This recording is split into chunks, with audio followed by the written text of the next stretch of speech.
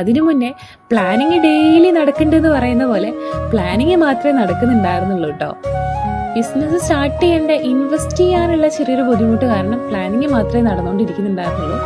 അങ്ങനെ ശ്രീന്റെ ഡെലിവറിക്ക് ശേഷം സഡൻലി ഞങ്ങൾക്ക് തോന്നി this is the right time to make something new. പല ഓപ്ഷൻസ് വന്നെങ്കിലും ക്ലോത്തിങ് ബ്രാൻഡിലോട്ട് എത്താൻ വലിയ ടൈം എടുത്തില്ല.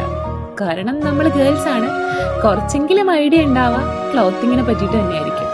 പിന്നെ ഏത് പേരിടണം അതായിരുന്നു നെക്സ്റ്റ് ടാസ്ക്. ബട്ട് അതിന് ഞങ്ങൾക്ക് അത്ര തല പോയിക്കേണ്ടി വന്നില്ല. സ്വസ്തി, ദാറ്റ് മീൻസ് പ്രോസ്പെരിറ്റി. പിന്നീട് അങ്ങോട്ട് ഫുള്ള് സെർച്ചിങ് ആയിരുന്നു.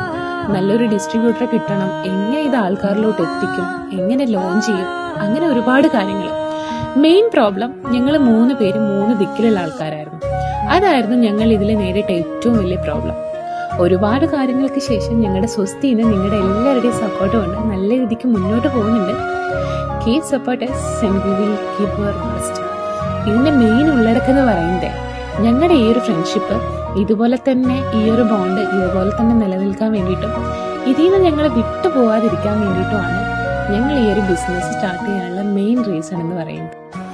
അപ്പം എനിക്ക് പറയാനുള്ളത്, നമ്മൾ എന്തെങ്കിലും ഒരു ആഗ്രഹം മനസ്സിൽ ചെയ്യാൻ വേണ്ടി ഉണ്ടെന്നുണ്ടെങ്കിൽ പെട്ടെന്ന് തന്നെ അതിന് വേണ്ടിയിട്ട് ഇറങ്ങുകയാണ് ചെയ്യേണ്ടത്. ഇറങ്ങിക്കഴിഞ്ഞാലേ അതെങ്ങനെയെങ്കിലും നടക്കുന്നേ.